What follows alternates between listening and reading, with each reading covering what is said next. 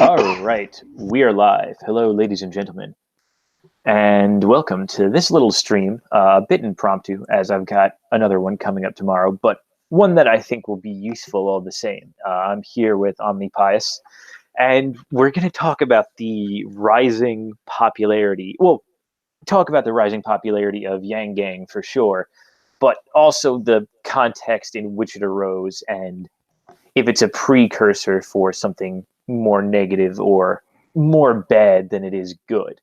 And so, how you doing, Omnipius? Why'd you change your voice, man? What do you mean? The moment you went live, you're using the we're here live speaking with Omnipius right now voice. I just wasn't expecting that. Sorry. I'm doing well. No, okay, good. No, I've never been told that my voice It was changes just such a from. sudden news anchor change. Oh yeah, well, I guess I try to do it formal. I don't really know, but I don't know. I've never been told that my voice changes from pre-stream to on-stream. It's funny. You think I've done streams with a couple of people. They've never mentioned that, but I I suppose don't know. the intro is a little bit. It's the most formal part. That's probably going to be it. But yeah. So you and I had a good back and forth today. It wasn't like a lot of back and forths on Twitter that are really rather shit posty and can degenerate quickly, which I'm happy about. Like that didn't happen, but we had sort of disagreements over Yang Gang, the effectiveness of who you can and can't save. Is it worth your energy? That sort of thing. So why don't you sort of state your position and sort of the thoughts that you were getting out in tweets there and whatnot, and we'll whatchamacallit, we'll go from there. Okay. Well, it's hard to say because I don't know how much of this is a meme It's fair enough. Fair enough. versus how much of this is real. I've spoken to a few people of the Yang Gang, I guess, if you want to call them that. I've looked up some of Mr. Yang's policies. I think they're bad.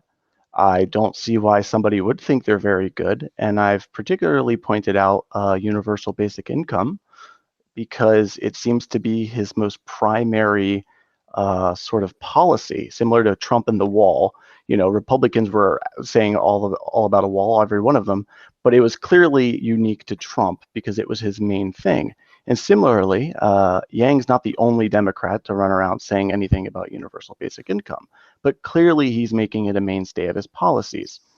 And I've talked to a few of these people, and every one of them, after you sort of peel the onion's layers back, it gets to the point where, like you said, well, everything's going to hell, and I might as well get $1,000 out of it.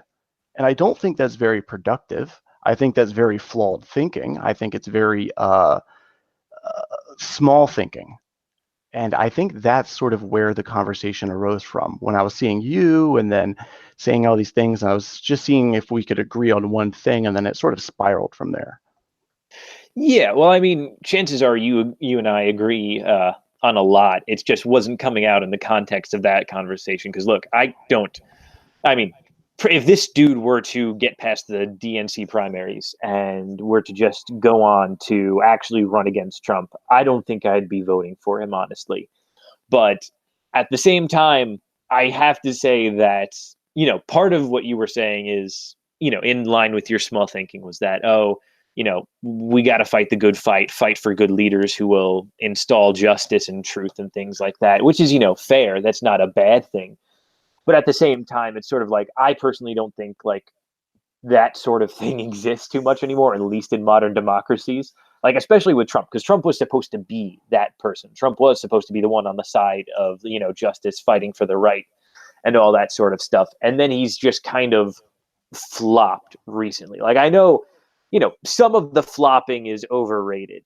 And I agree. Like he's been good on abortion, admittedly, better on it than other Republicans have, even within the limited scope. I mean, it's sort of more Congress's fault that anything hasn't been passed, and with what little executive power he has, he's stopped what funding he could. Even though abortion is kind of more of a state issue than a federal one, but he's done what he could.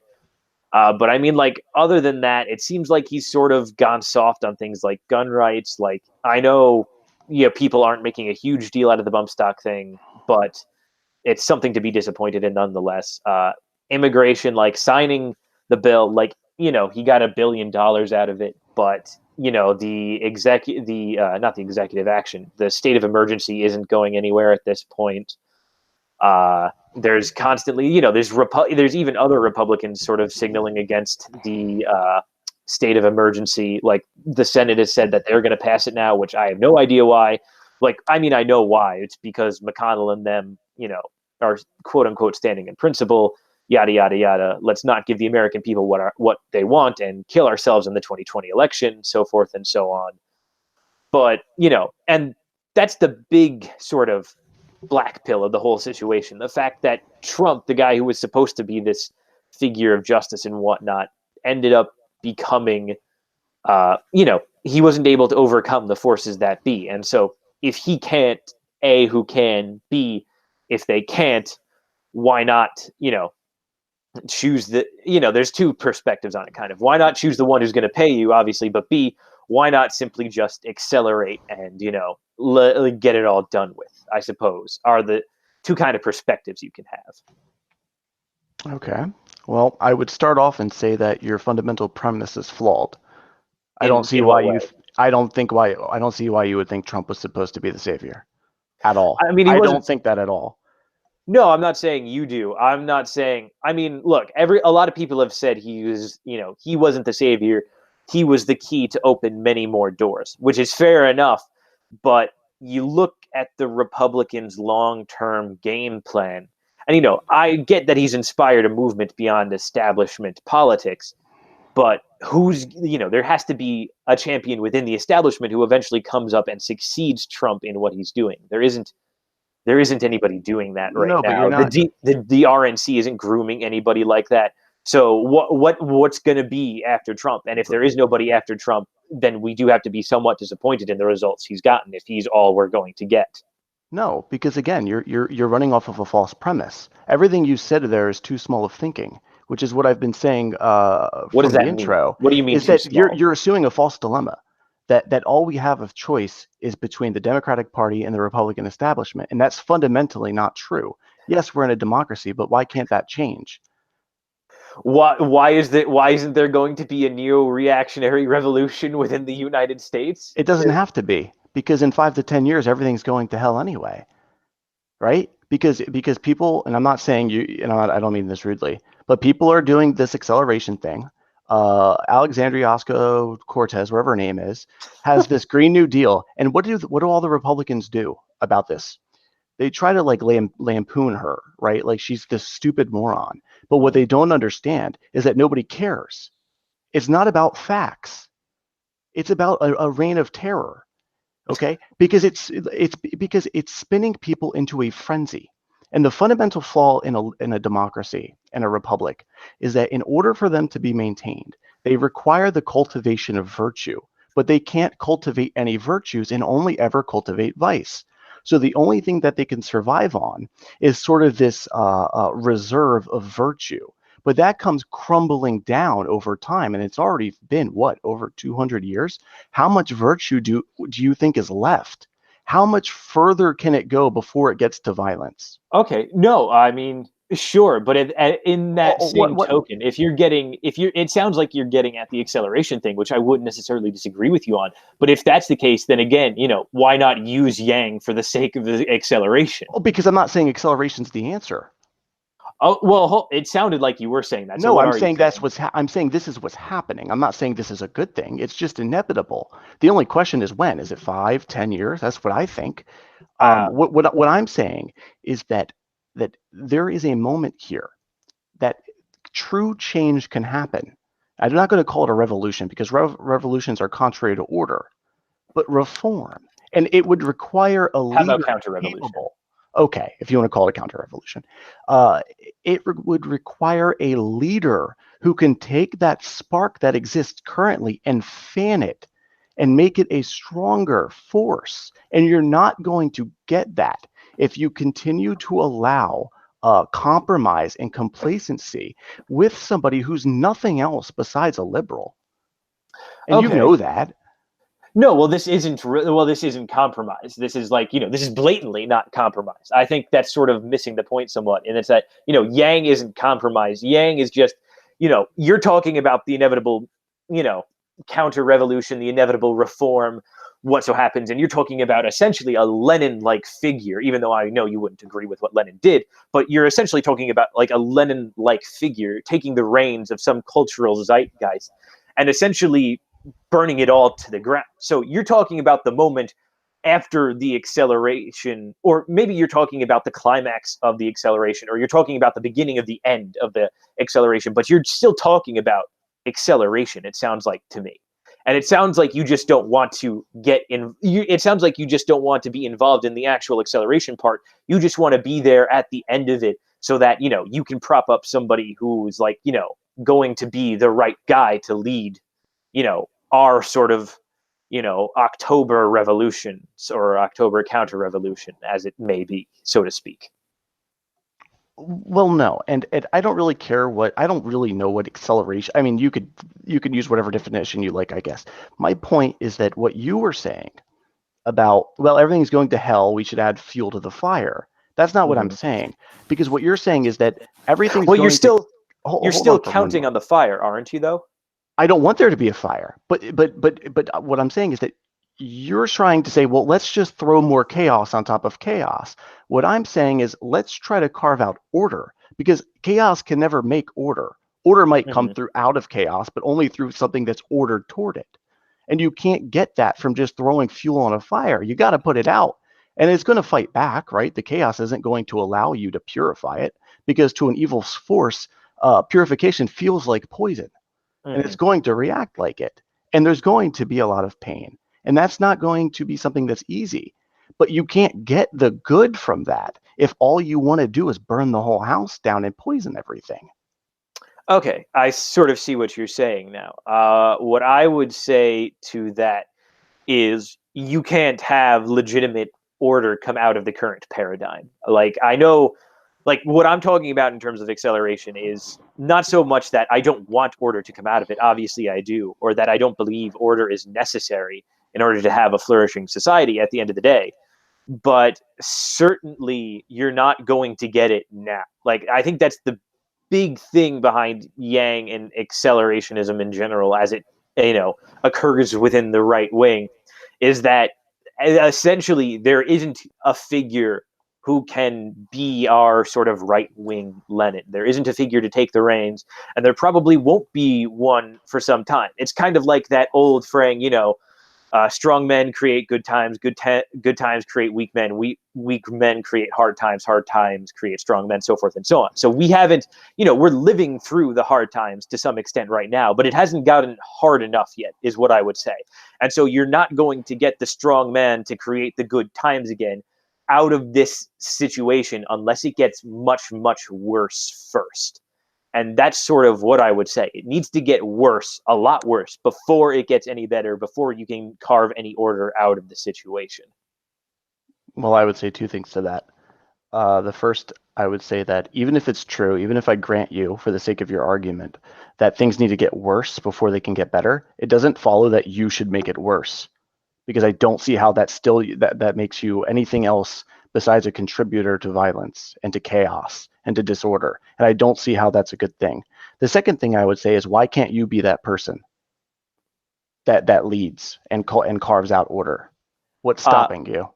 well, if you're asking me personally, then I would say I am morally compromised. I would say I'm not the one to do it. I have delusions of grandeur. I'd love to be the one who does it, but as I just can't see myself doing it, and I probably wouldn't want myself doing it too. I'd probably want to put somebody else up on the pedestal and have them do it. But on top of that, to speak more generally about why can't you say and any man go out and do it, I'd say it's simply the nature of the age that we're really just all morally compromised. Like I don't think like there's a reason we've had a precipitous drop off in the creation of saints in the modern era, and I don't think that's an accident. And I do think you need right now more than anything a saint to lead us. And we just stopped creating saints. I mean, look, if one comes out of the woodwork, I'll be happy to flock to him, and I'll be happy to say, "Hey, yo, be our Lenin, lead us through our counter revolution right now, and I'll be happy to do that. But I just don't think one exists right now, which is why I want to create the conditions for one to exist. Okay, I would say again two things. Why can't you be that saint? Why can't, in other words, and I don't mean, obviously not every single person can be that one by definition, but you can be better than what you are. And you're Sure. clearly an intelligent person, and you clearly know these things. And there's nothing stopping you from improving and doing what you can to create this in a positive manner rather than a negative. And the second Yeah, thing I no. will say, if I Sorry, go could ahead. real quick, is that you're trying to say that the leader has to be perfect, but what you fail to realize is that you have to separate the person from the leader.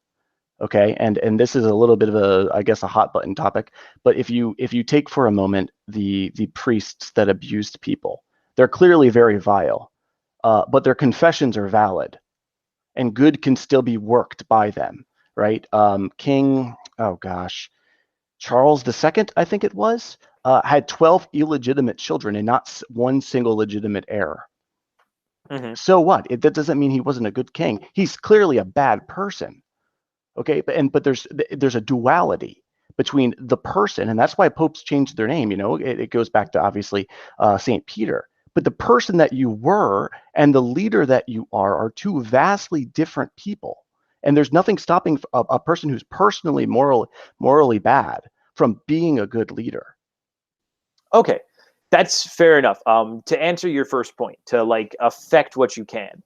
See, that's sort of my thing in terms of contributing to the bad and being a better person. Like that, I get for sure. Like I want to be a better person and I want to help those around me be better. But that's just the thing. It's just those around me who I'm looking to help because that's the only circle of people I can affect. Really, like my friends, my family, and myself. That's my immediate sphere of influence. And so those are the people I'm going to try to make saints. And there, I want them to essentially become a sort of city upon a hill when the rest of it burns. So I'm going to let and possibly help the rest of it burn and, save my family and friends because they're the only people I can save. And to expend energy on trying to save the rest of the world is futile and will probably only get in the way of and only get in the way of me trying to actually save those people who I can't. To your second point, separating the leader from the man. Sure. I mean, that was the whole idea between Donald Trump. Like, right? Donald Trump isn't a good person, really, but there was the hope that he would be a good leader. And so the problem, again, isn't so much that, he's a bad leader necessarily. He's done the most good in a presidency that I think we've seen in a long time. The problem is that even though he's been so, much better by leaps and bounds, at least by our standards, he still has been able to do so little. And for what accomplishments you can grant him, it still seems like, a hill of beans in the light of the whole thing. And so, again, I don't think it's the problem that we don't have necessarily good people or good leaders at this time. But again, the current paradigm just won't allow them to lead. And so then if you accelerate again, you have not only the destruction of the current paradigm, which will allow a leader to lead eventually, but you'll also have a situation in which a good person can actually be that good leader too. So it's kind of like twofold. Not only do you get a situation where a leader can lead, but you're enabling a good person to actually lead as well. Well, the first point you made is confounding. Why do you do any of this? I mean, we're live streaming, right? I don't know how many people are watching or how many people are going to watch, Mhm. but you don't think you can affect change through that? You don't think that talking to people positively on Twitter might be able to affect something? And it might not be a lot. I mean, geez, you're probably not going to have somebody convert all the time, uh, but you can do something. And I understand that your biggest sphere of influence is obviously going to be in the most local area, but it doesn't follow from that you have no sphere of influence outside of that local area, or that you shouldn't care for the strangers that you can care for. No one's expecting you to do everything, because obviously that's not possible. But you can do more than you are, and I think you know that. Yeah, well, in terms of, again, just me personally and my channel, I've always viewed my channel as somewhat of a public video diary, essentially, more or less. And, again, I've never been coy about the fact that if people happen to come to my channel and like what I say and like me and how I present and all that stuff, it's, that's great. And I like it. And I do hope to convert people. I'm just very, online activism is something I'm very, very black-pilled about. I mean, look, I like the good works of somebody like a Padre Brendan, or some of the other online priests, or like the Michael Voorhees of the world and things like that. I like all that, but I don't think there's a point where it becomes so online, and you have to get offline. And that's what I want to try to inspire people to do. I want to try to inspire people to be offline, at least to some extent. But I don't know if that'll happen, and if it doesn't, so be it. But my main concern is still, friends and family and all that first. Okay. Well, I agree. Friends and family is great. I agree that physical activism is good in organizations. But to be very clear, if everyone had the same mindset as you, there would be no Michael Voorhees, because you would immediately assume that you can't do any good, or not enough good to make it worth your time. And which I would immediately counter that type of thinking with, well, what else is your time for? It's a fundamental lack of your thinking, and I don't mean that offensively. I'm just saying that you're saying, well, I don't want to do all that, or I want to push these people. Then try, because it's a good idea to have people to do stuff and to have physical organizations. And it takes a lot of work, and heck, you might not make it, man. But guess what? At least you went to bed knowing you did something and it failed. But it's better to fail trying to do good than succeed at doing something bad. No, that's completely right. I agree with that. But I think the separation here is between, online activism and IRL activism, because what I do here is one thing. But like, IRL activism, like if I want to create an organization and affect people beyond my personal sphere that we were talking about before, I'm happy to do that. And I'm happy to join one too. Like, I was talking to the distributist not too long ago, and we were talking about how to get offline and how to do IRL activism. And he's since released sort of a stream explaining sort of, or outlining an organization he would like to set up dedicated to IRL activism and things like that. And hey, if it's starting chapters, I'll start a chapter here. I'll do that. But I think the main thing about Yang is it's pretty much all online. Like, and for a large extent, there were boomers and stuff who were out sort of doing the IRL Trump activism, and there were young people out there, doing the Trump activism. But it's the online activism, and it's the trying to save souls online, more or less, that I think is the big deal. And I don't think, that I think that's the big disconnect, more or less. I don't think it's worth it. I don't think it's worth it shilling for Trump anymore when it's really easy to get blackpilled on him real fast. And maybe that's just the internet, but it's sort of an undeniable way of being, at least. And so, at least on that front, like, I'm not saying people should go out and do activism for Yang IRL. I wouldn't advocate that.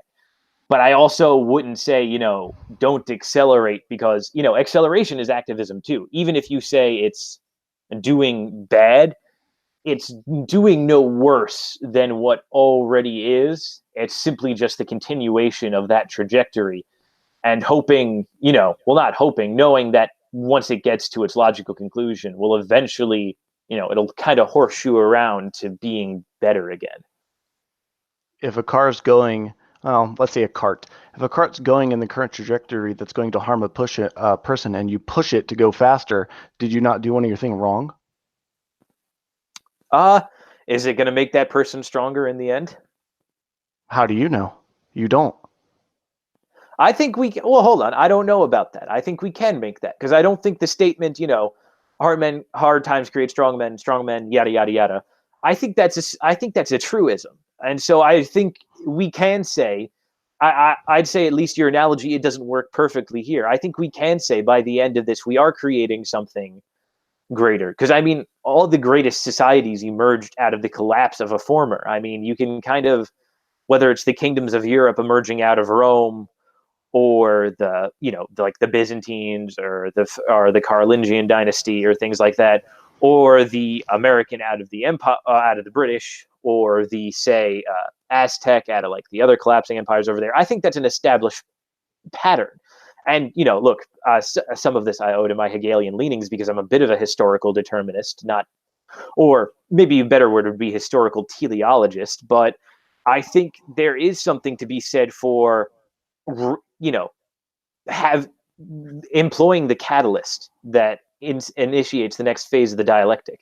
Like there's something to be said about pushing things to their natural conclusion, and that you can kind of draw that at the end it will be better, but it has to be a lot worse before it gets better. I don't think it's an unfounded conclusion to say we know eventually it'll get better, but it just has to get worse first. Well, I don't see how that is a sufficient explanation for why you should do bad. Because, sure, great empires can come about from the ruins of old ones, but what gives you the right to destroy an empire in the first place? Well, it's already getting destroyed. I might as well knock some more things down, or should you instead say, you know what, maybe we shouldn't destroy something without sufficient reason and through the proper means, and we should try to stop it. And Well, this I is don't. the problem ultimately, right? Because you and I think would agree that yeah, things are pretty bad and they're gonna get worse. I would say that the answer to that is to try to form something now that's going to help it in a positive manner. What you're saying is that we should try to form something now that's going to help it through a negative manner. I don't get why you would do that when there's clearly the possibility of doing it through a positive one. Well, no, I'm saying do both, actually. I'm saying the positive thing isn't going to come about.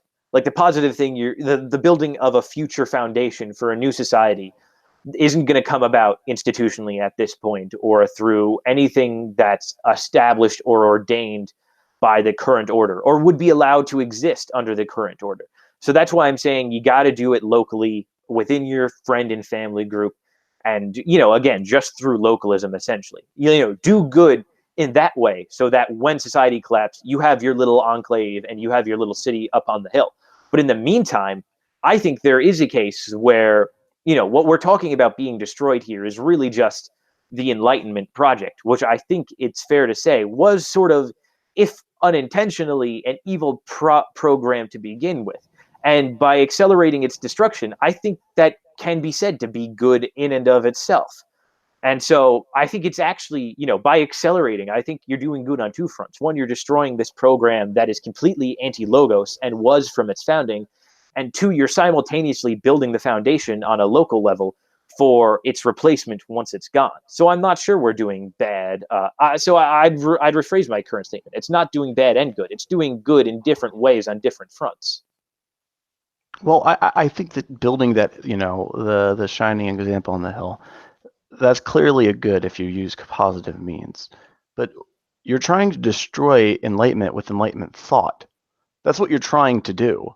You're trying to use revolution, call it a counter-revolution, and then have a counter reign of terror.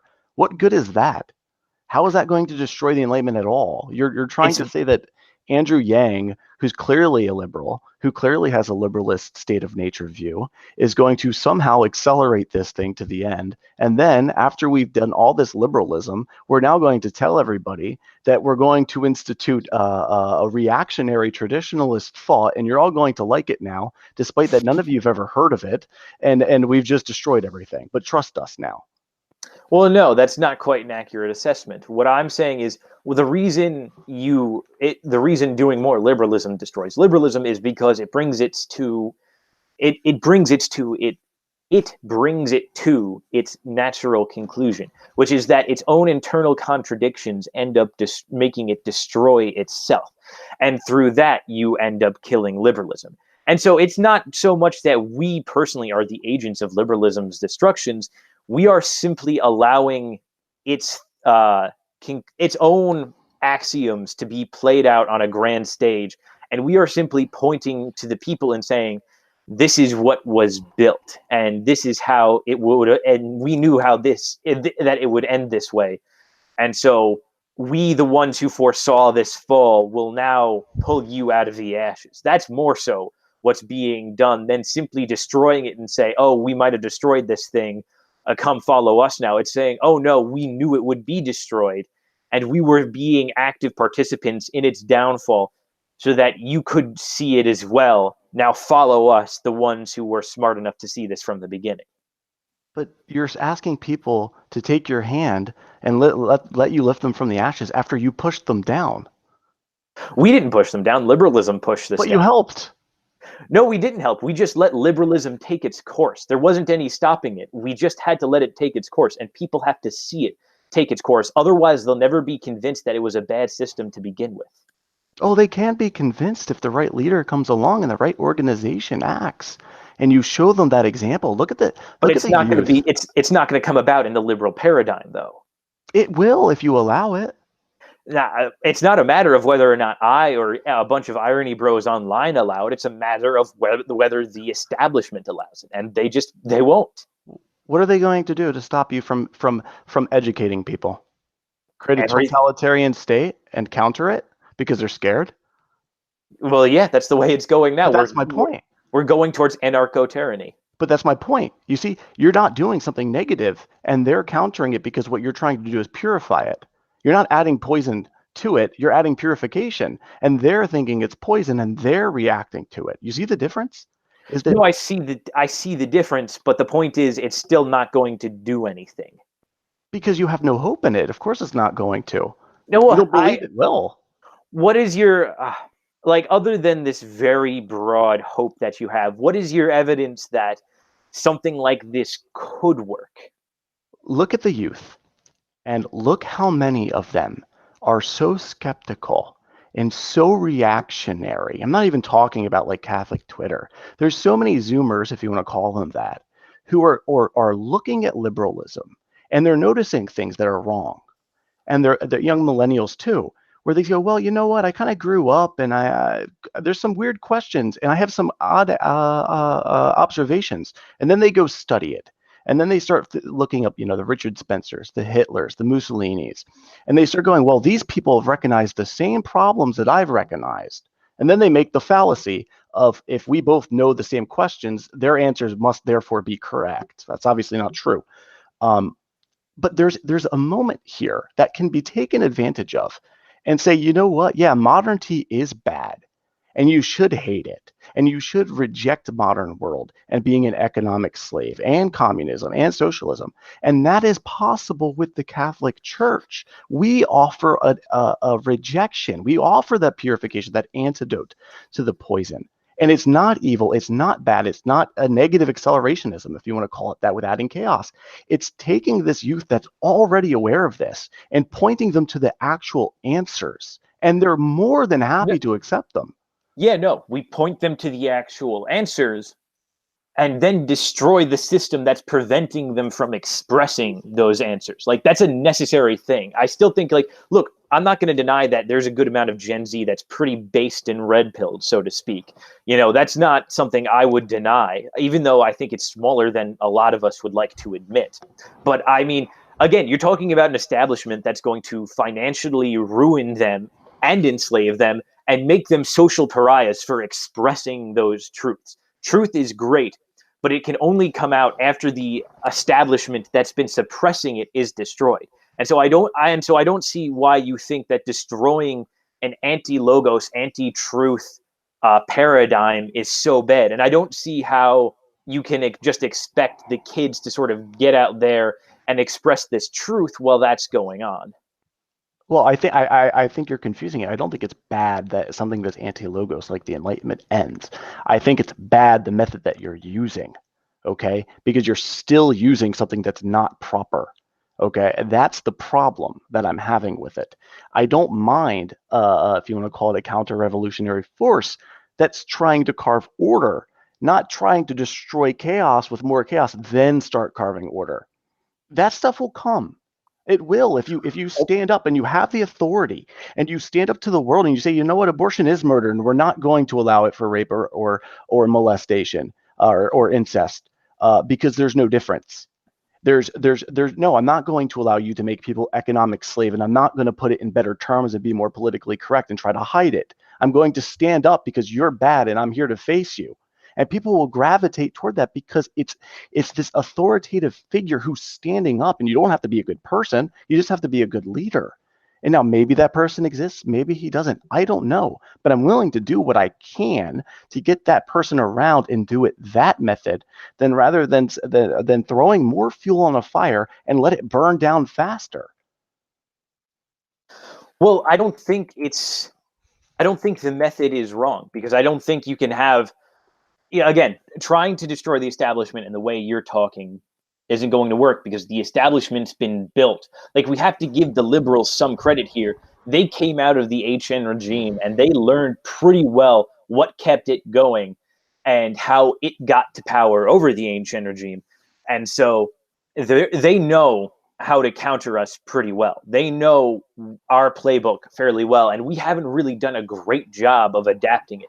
Now, you can say we can try to adapt it, but is it worth the time? Is it worth that many more souls, as opposed to just allowing it to burn itself down and then building truth out of it? Because again, we're not saying to not build truth and build, the foundations of the future society. Again, we agree on that, and we're trying to do that simultaneously. But we're also trying to simultaneously, use the establishment's tactics against itself to make sure that the new foundation can go completely unchallenged. And I don't see a method for that, which entails, I don't see just flat out, I like things like anti-abortion protests and the March for Life, and I like things like grassroots movements like the Tea Party in its early days and things like that. But it's been very clear that on both sides you have establishment interests who work to undermine those things like that, and so any genuineness immediately becomes cronyized in seconds, in political seconds. And it's almost no longer a matter of whether or not they have the right intentions, or is their passion real. They've sold out, even though they don't know it, even though they think they've been fighting the good fight. And I think I said this to you on Twitter. They've sold out and they don't even realize it yet. That's the cruelness of this world. And so why not simply just burn it down and then build on the ashes once you're allowed to build at all? I mean, you build, you hire the builder, so to speak. Now, you get them ready, you get them prepped. And then once everything's been leveled, then you let them do the work. You see what I'm saying? I see what you're saying, but we both agree that it's clearly already going down that road. I said that toward the beginning of this talk, which was, without virtue, it's going to fall apart. The question is, what comes after that? You're saying, well, let's just make it fall apart quicker. But I think that undermines your own strategy. Why? The whole thing about AOC and this whole new regime, if you want to call them that, they clearly don't give a fuck. Excuse my language. I don't normally curse. They're just going to do what they want, and everyone's going to deal with it. Mm-hmm. That's exactly what you need from the other side. Stop worrying about the establishment. Stop looking for answers there, because there's none to have. Stand up and tell them that they're wrong, and stand there and take it on the chin if they try to strike you. It's not easy, but it's successful, because you forget that what you're doing is aligning your positions with the church and the truth along with that, and it can't by definition be wrong. See, so as long as you do that and you allow them to have their faces exposed, right? That tyranny that lurks, that rebellion that lurks under liberalism, the reign of terror that's waiting to happen again. Because what you're doing is going to just spin people into a blood frenzy again. And they're going to kill. And they're going to pillage and rape and destroy. I don't. Okay, so a lot to unpack there. But in regards to that last statement right there, again, Judgment Day was, to call it that, was going to happen one way or the other. Whether we make it happen within 10, 15 years, or it happens, quote unquote, organically in 30 or 50, I think is irrelevant. Like that situation that you just described, in my mind, has already been preordained. And I don't see a way out of it. Like the things you're talking about, like speak truth, align yourself with truth, and eventually you'll win out. Like, that hasn't worked for Alex Jones. Say what you will about how he's been able to continue on with InfoWars. After his effective deplatforming, he's become in large swaths like a non-voice. Like, this Joe Rogan interview is very much his sort of public return, and he hasn't. And it's been mildly successful, but it really hasn't. He's not doing much anymore ever since he's been kicked off of Twitter and Spotify and YouTube and all these other things. Same with any other figure who's been effectively deplatformed for speaking the truth. I mean, you could think about certain individual Twitter accounts. You could think about a whole group of certain kinds of Twitter accounts that have been banned. You could think of a whole group of YouTube accounts that have been banned and things like that, and how eventually they just don't come back, or they just don't bother engaging online anymore, which is the public forum now.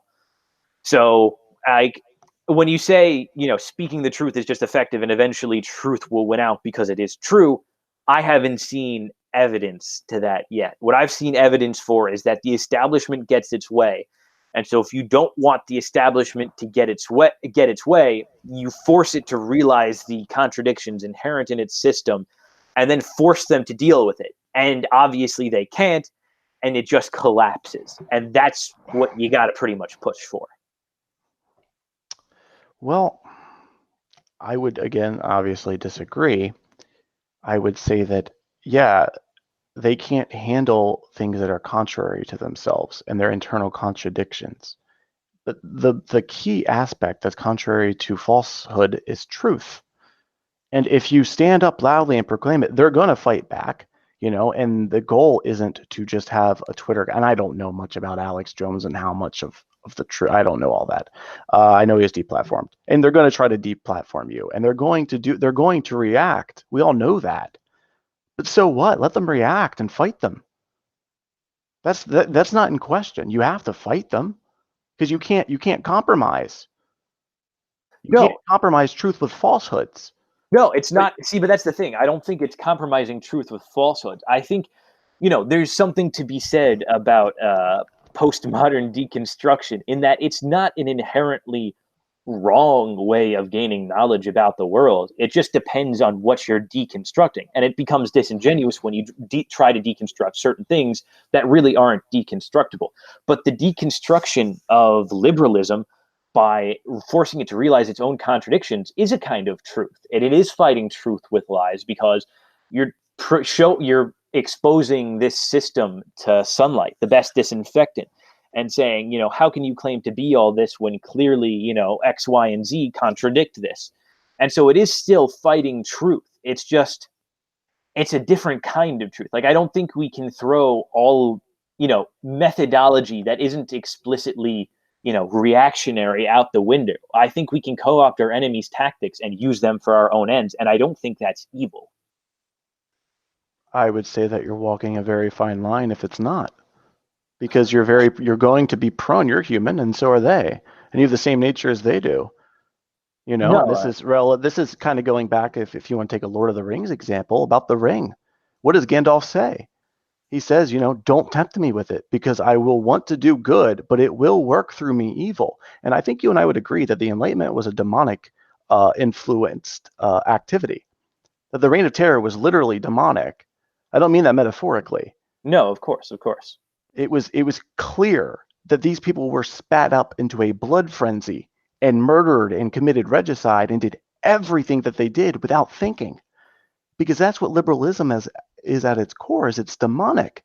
I wouldn't touch its methodology if I were you, because you better be very careful with your will and how strong you can resist it. Mm-hmm. Well, no, that's it's the methodology of liberalism, but it's not conducted. And I'm not even sure. It's the methodology of liberalism to a certain extent. Like, I don't think postmodernism can be considered liberal. Like, I think it's something distinct. I don't think, it's fair to say the Enlightenment was a quote unquote continental movement in the same way postmodernism is. And so I don't think deconstructing liberalism is using liberal methods necessarily against liberalism. But, even if we were, I'd say, like, to grant you your point, to say, oh, be careful uh, using liberalism's own axioms against it. You'll be tempted by that same sort of thing. Fine, I wouldn't disagree with you there, but is it possible? Like, usually when a regime comes to power, usually the first thing it sacrifices is the vanguard. Like, this is true in the Russian Revolution. This is true in, a whole slew of other revolutions throughout history. 40K picks up on this trope when the God Emperor, like, executes his, like, genetic abominations and whatever and things like that. And so would it be not fair to at least say that, before you can execute and before you can worry about the negative consequences of having overthrown that evil system, that you first have to overthrow it before it actually becomes a concern? I would say that if you recall, liberalism started through chaos. And what you're And in trying chaos it shall end. and you're saying that, well, if we bring more chaos, it's going to end, and then there will be no more chaos. And I don't see why you think that, because everyone will be a liberal, or at least most people will be a liberal. And what's going to be the solution to the new foundation? More chaos, because that's all they've ever known, and you've never shown them publicly anything else besides chaos. You've never given them the chance to experience order or to see the superiority of a high-born, high-blood person proclaiming truth and leading through virtues and a Catholic identity. All you've given them was more burning. Well, on a societal level, they were never going to see that anytime soon, and you can't change that. That's what I say is to do that, but do what you just described only locally. And when you have these tiny little city of God enclaves, they'll attract followers. So yes, of course, you want to see that nobility and you want to give people examples of truth.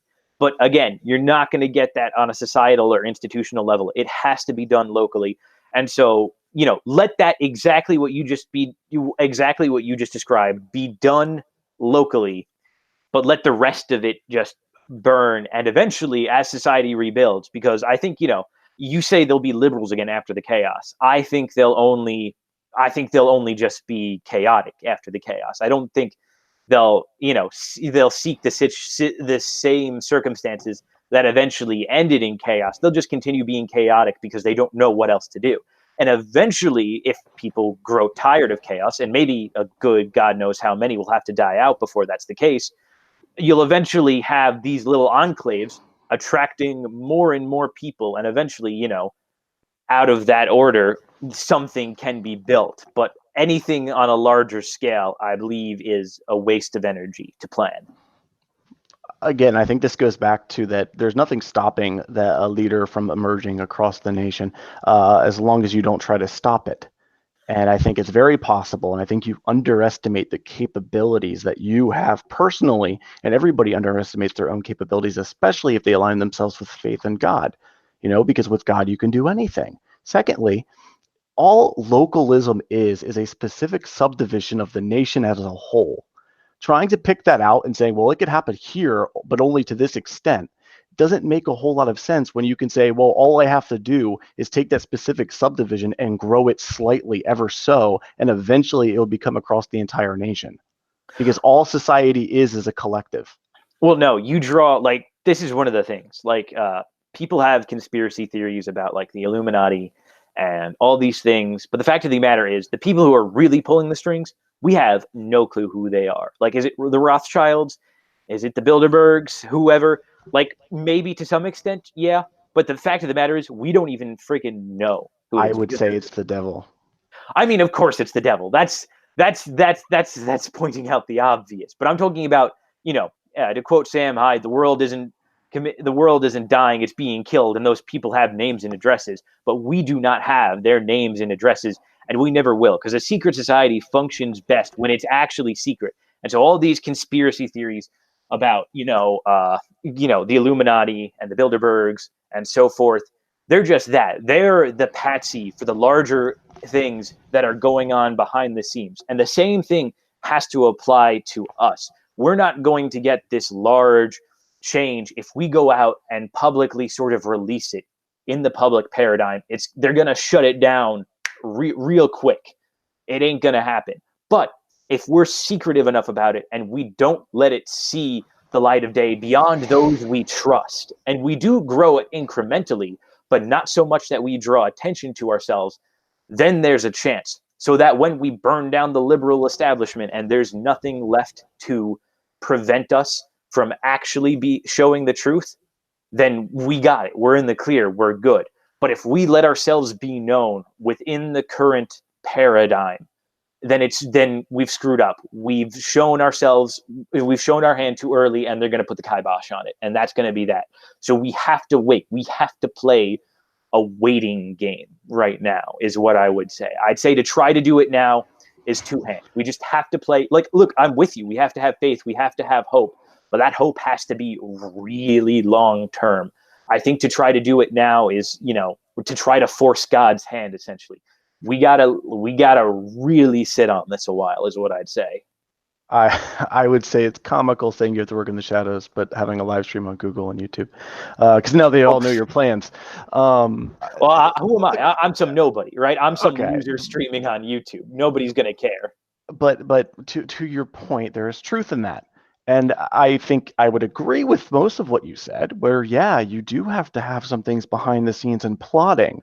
But that doesn't mean you don't have a figurehead who's going around showcasing this thing, because you said this earlier, that when everything burns to the ground, you think that they're going to no longer want liberalism.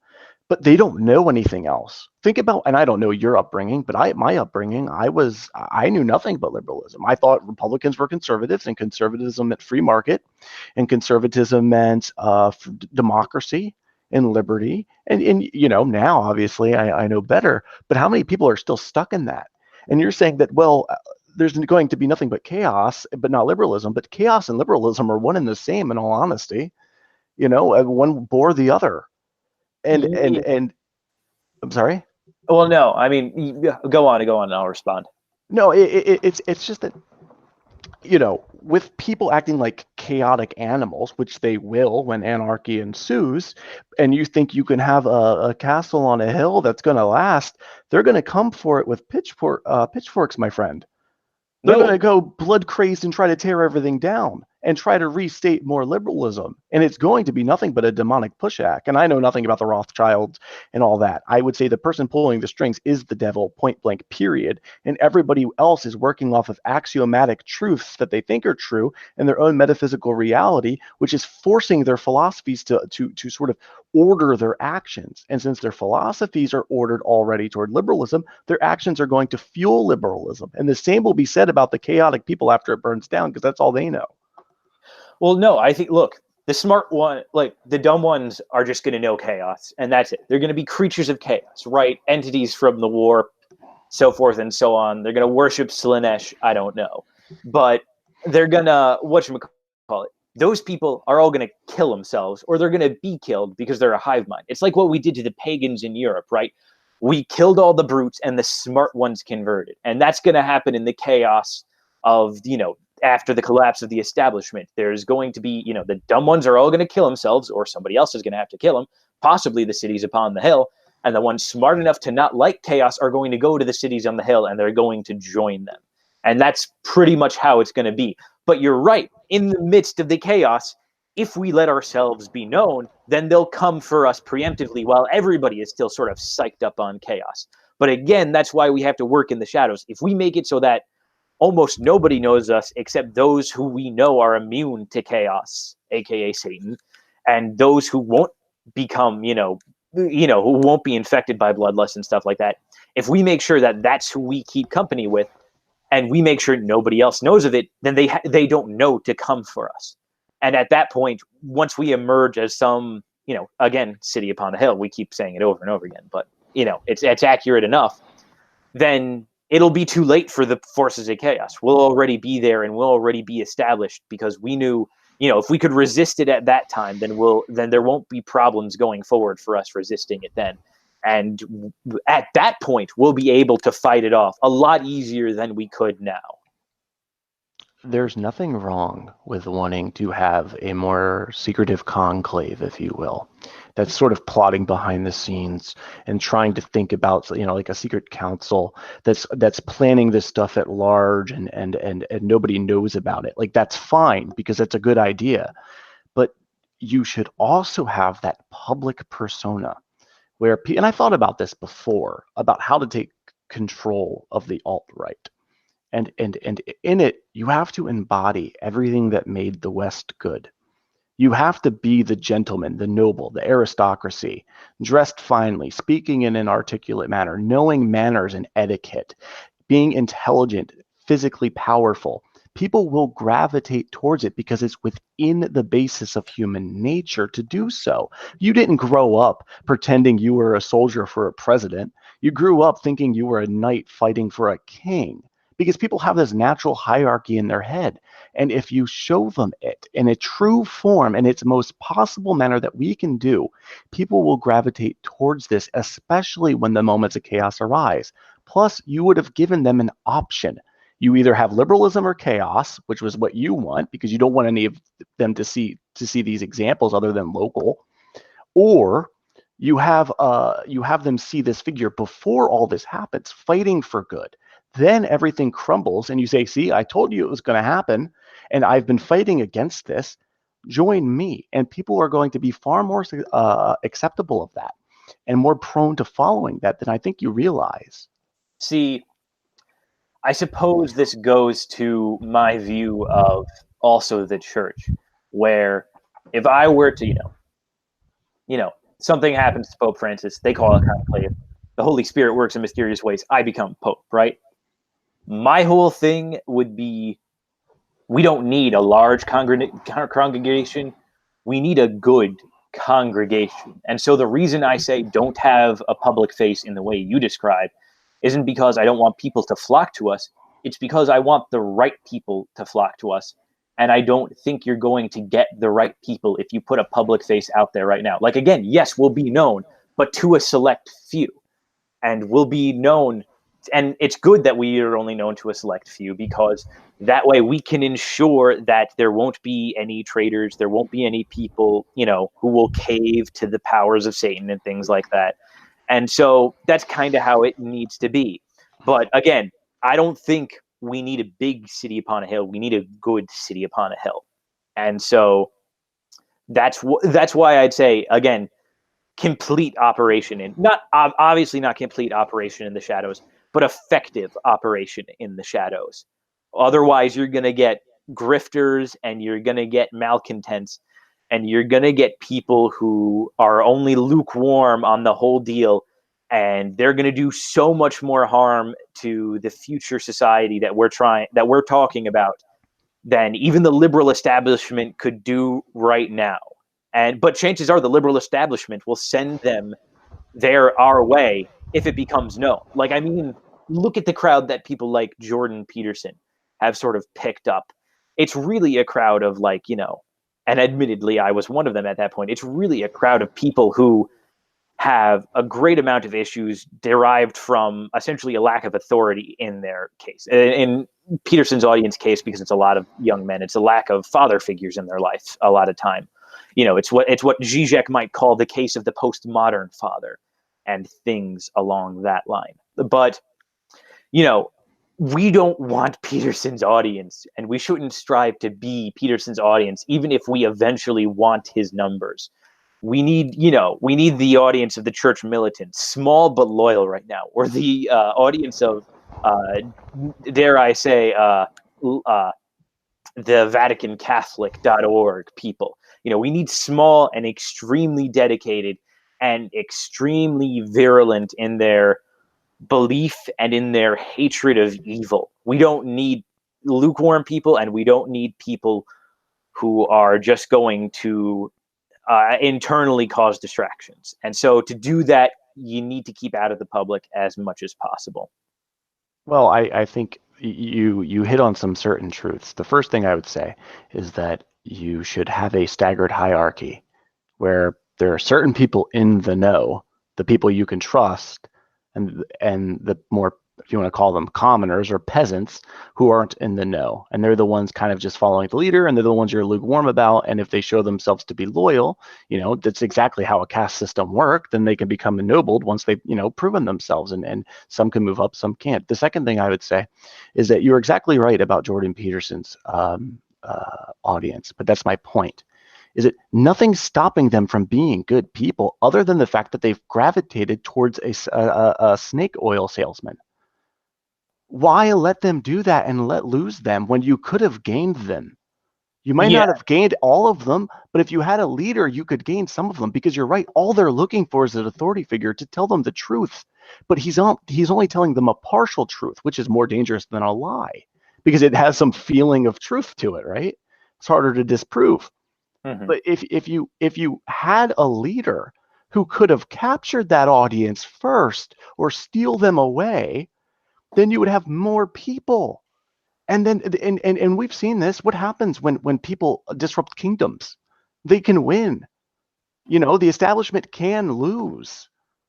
Right? Well, the examples you're talking about happen to be examples of the establishment that we liked losing. That's true. But it's not like it's not as if establishment itself can't lose, is my point. Well, no, that's my point. To some extent, is that when you're dealing with hordes of chaos, with the hordes of chaos, more or less, you're dealing with things and people who essentially can't be controlled. And to some extent, look, I'm no Calvinist. I don't believe in predestination.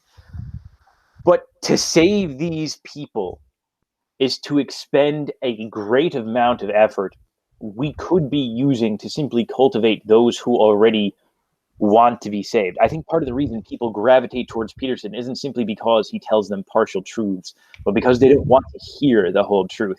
I think it was another one of my tweets to you. Why waste the energy saving a world that doesn't want to be saved? And that's the thing.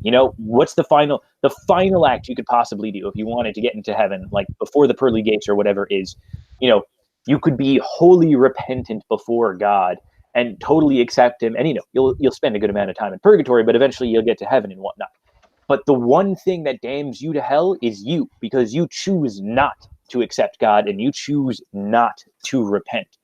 And so we can't help those who are unrepentant. So let's cultivate those who acknowledge their status as sinners and are looking for true repentance. Because it's something, that exists, but I really don't see it in a lot of places. And so we really have to be careful with what we're cultivating, and which is exactly why we can't have mass appeal. You gain mass appeal in any way, even if it's only a fraction of Jordan Peterson or whoever, it's at that point, it's too diluted and it's too much at that point. Well, again, that's why you have the staggered hierarchy. Where you're not going to let them all. You're not going to let all the people into the know, right? You're also not going to lie to them, but you're not going to let them see what's going on behind the door, because you can't always trust them. That's exactly right. You're not wrong. Yeah, but that's what the ancient look. I don't disagree that there needs to be levels of there's established hierarchy. The people on top should know what's going on, and they should be making the decision, and the people down here should largely be unconcerned by it. Fine. I agree with that. But that's exactly what the liberal establishment has used against reactionary thought for some time. It's like, oh, they're elitist. Oh, look, they don't care about the common people. And anytime you try to talk about, hey, no, we care about the common people, we just don't believe that the common people are represented best by the mob, and so we're the ones making decisions, it's too late. They've already stopped you in your tracks and whipped up the people you're trying to save against you, even if it's incredibly small. And even people who are not intentionally doing that, do that. It's like, the big example that I could think of is somebody like a Sargon of Akkad who went on this huge virtue counter-signaling alt-right nonsense for months, pretty much, all over the fact that he got mocked for trying to do IRL activism based on his online activism. And it turned and he showed his hand. He destroyed people he otherwise would work best with, and he whipped up a frenzy of his followers and people who otherwise would have followed the alt-right by saying, oh, they don't really care about you, and oh, they're just serving their own interests, and oh, they're all bad people, yada yada yada.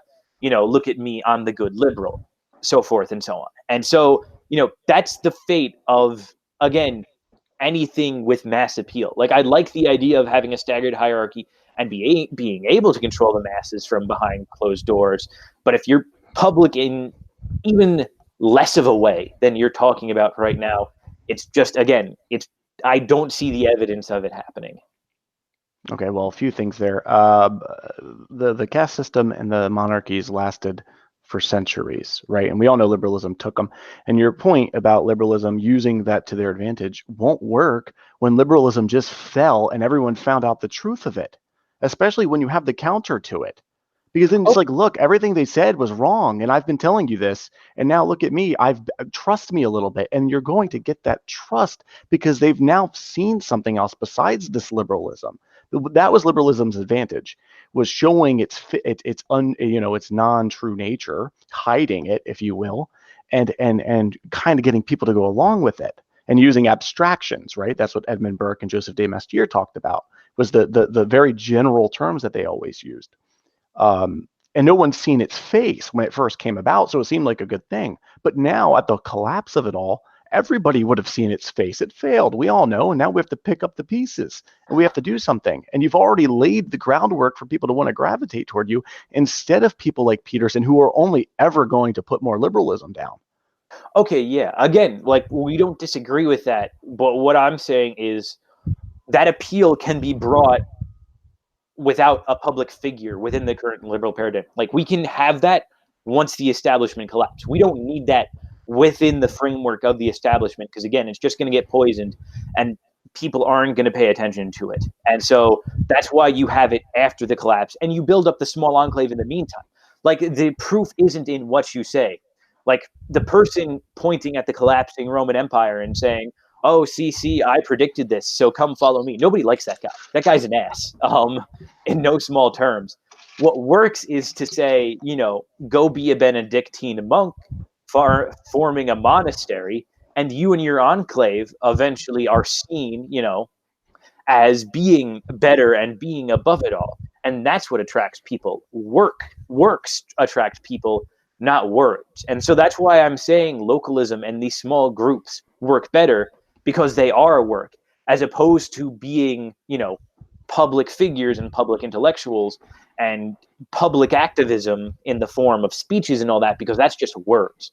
At the end of the day, what I'm advocating comes down to labora as opposed to aura. And I'm not talking about that in the Catholic sense, or obviously, I'm talking about that strictly in the activist sense. And at the end of the day, you do need both, but you need them at different times. You need the regimented of it enough to know when the work is necessary and when the talk is necessary. And when the talk is necessary is only after you've proven yourself with the work. So let's do the work. Let's lay the groundwork locally. Let's do all of that so that when it collapses, our body of proof is right there, and then we can start the talking. Right now, we can't start the talking. Well, I don't see how you can't have both.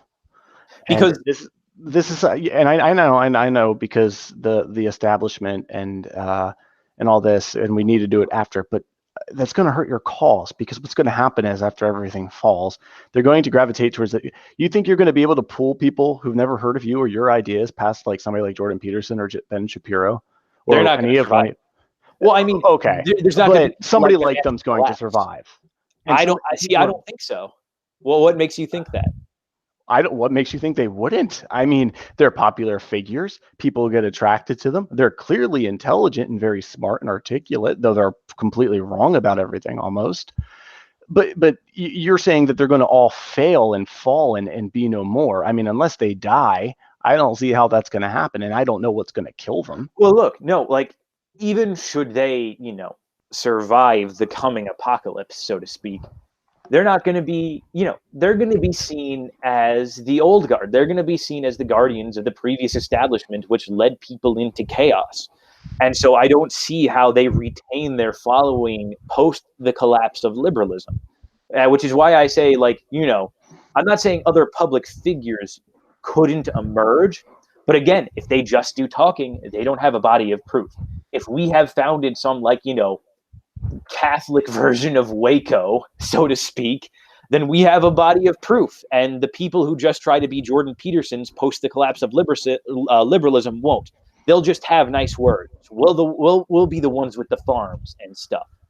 And so I think that's what's so important, you know. And I agree. I agree. I just don't see how you can't do both, because no one's going to know that you have all this stuff unless you've already told them and shown them. And that's my point about if you do you these tell them works. and show them after the fact. But why would they listen to you after the fact? Everything fell apart, and now you're the snake oil salesman. You're really not. No. But that's what they think. They're looking for blood. They don't know anything about your ideologies. They don't know that worldview. Well, that goes back to what I said before. The dumb ones are just going to all kill themselves off, or, you know, us in our enclaves will kill them when they try to come for us. And the smart ones are going to realize, hey, they have it good. I don't like chaos. Let's go join those dudes who have farms and are organized and seem pretty happy with themselves and things like that. That's why the body of work is so important. People don't need to know as in be told. People need to know as in be shown. And that's what's so much important. They'll know in that they'll be shown. Like, it's not like these enclaves are going to be completely self-contained. Like, you know, I'd like to think the principle of Christian charity survives the apocalypse and whatnot. So it's not like we're winning these savages over completely by just, you know, executing the dumb ones. We're also probably going to be trying to help them in some way. And through our works of mercy, winning them over as well. And so, but again, it comes down to work first, then talk. I think a lot of your ideas have like these reminiscence of, and you mentioned it a little bit before about the conspiracy theories and Alex Jones. And I'm kind of getting a little vibe about that, like the Waco thing. And that's fine. I'm not bagging on that exactly. But my point is that you can extend that charity I shouldn't out. have said Catholic Waco. That was a mistake. Yeah, it was a little weird, wasn't it? Blue Ridge, Blue Ridge, right? But no. Well, like, I mean, maybe just like a better example would have been like, I don't know, you found your own Catholic Amish farm village, essentially. But that's more wordy and not. And I get it. It's not as funny. I get it. My point is that there's no reason you can't do both of having an organization that performs these charitable acts and shows them through these actions and talks and gives them the public figures who go around talking articulately and having everyone gravitate towards them. Like, yeah, it's not going to be everybody. Yeah, you're going to have the secret conclave. You're going to have these small little villages, the Benedict option, if you want to call it that. But you're going to have the saboteurs, who are going to be the intellectuals working at the universities, dropping little pills, if you want to call them that. You're going to have all this stuff too, and these things aren't mutually exclusive, and these things aren't doing what you were suggesting in the first place, which is just add more fuel to the fire and increase chaos by throwing more chaos on top of everything. This is giving more people an alternative, because people are dumb, the average person, but the average person will gravitate towards a leader. Like, they want order, but they need to see a leader. And if you show them that leader first, before everything already goes downhill, and you're like, look, I've been doing all this stuff. You've seen my face. You know what we're about. You know, why not go to us? And you're going to get a lot more people, and people can change more than you realize. You've severely doubt the capacity of change. No, I severely accurately estimate the effect of demons, but I think it's this. Any alternatives offered within the current paradigm are bad ones. Again, forget saboteurs. It's like, at the end of the day, you just have more faith than I do that something authentic can come out of the current establishment, when either something that starts as authentic, usually always ends up getting co-opted, see the Tea Party, or gets deplatformed, see Alex Jones. And so I don't know what evidence you have that suggests that something authentic can emerge the way things are right now in, again, the current society in which we live. And so, I mean, look, I'd love to do both. I don't think to do both is wrong, but I think to do it now is to show our hand and open ourselves up to subversion inherently, and to wait and to have a body of work built up, even if we don't gain followers now, to have less followers now, but to be completely pure in our conviction and completely pure in our work, and then accrue followers much later after the collapse seems much better to me than trying to win supporters now and eventually being subverted and taken down in the collapse of liberalism anyway, because we've made ourselves known and the chaos will just be attracted to us. Like, I'd like to believe you can do both, as you've suggested. I just don't have any evidence to suggest that you can. Well, I think we're starting to backtrack and just sort of go in a loop here. Yeah, I wouldn't disagree. Yeah. Look, I'll just say about that one last thing is that, if you want to move on to another topic, that's fine. It's just the Benedict option is fine for local things, though it has problems, and there's nothing stopping the establishment from crushing it anyway, right? And you're weaker in that state than you would be if you were known, because at least Alex Jones deplatforming was known. What about the people who are deplatformed that nobody knew about? Well, if you don't let the established know about you, then they can't deplatform you. If you're not reliant on the system in any way, then the system can't do anything about you. And obviously, that's going to be the big thing that limits your size. But that's okay. But then A, nobody knows about you, and B, how are you going to go off the grid? Well, no, well, it's not possible. No, I'm not saying you pull a Ted Kaczynski and you go freaking, cabin in the woods in Montana. What I'm saying is, do it low tech, do it flyers, and do it like by, do it by word of mouth, do it how the apostles did it pretty much. Hell, don't even do it by email. Do handwritten letters and word of mouth. Do it the real old fashioned way. And so it's not off the grid. And it's not that nobody will know about you, but those who do are, really sure they want to know about you and really do have an interest. And, those who don't, and they forget about it. And you never get put on the establishment's radar. You think that's going to keep you off the establishment's radar? That no one's going to tweet a single thing or text a single thing to anybody, and it's going to go right by local authorities' heads that there's this secret enclave being built without their knowledge. You can't get off the grid and you can't escape being known. It's not possible. Well, again, I'm not saying we're escaping the grid, but and I'm not saying it's a secret enclave necessarily either. Like, I'm not saying I shouldn't have used Waco. I'm not actually proposing Catholic Waco here. Like, it could just be a simple organization of, people doing charity work and being active in their community and things like that. And so, yeah, maybe you get something put in like, the local town journal and such. But if you never have any inclination to expand beyond your town, then yeah, the establishment isn't going to notice you. Because why would the establishment care about some freaking town? Especially if you make it some freaking town in the middle of bumfuck nowhere, like, say, Western Pennsylvania, Ohio, Iowa, so forth and so on. And if you're just, good people doing community service who happen to all live together and you're not collecting anything that looks like illegal firearms, then, the establishment doesn't have a reason to bring the hammer down and all that. Well, I would disagree with that, especially when something's in its death knell. You don't know exactly what it's going to do.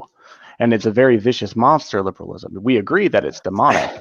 And you don't think that they're going to go do much and go blood craze and try to destroy everything. No, I do think they're going to do that. Look, I'm not saying I can predict perfectly what the collapse is going to be like. I make no such claims. All I'm saying is, if you really want to start a foundation, you can't do it in the current paradigm. There's no evidence you can. And so the best way to do it is to do it and wait for after the collapse and build up your body of work. Do I know that it's going to survive?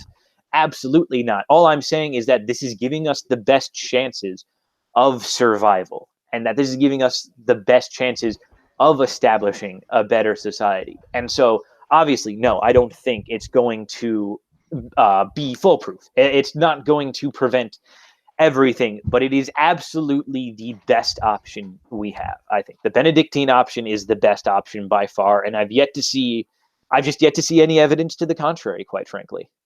Well, I've read things from people who lived in them, and they would speak a bit contrary. Some of them, there's probably better successes out there. I would say this, though.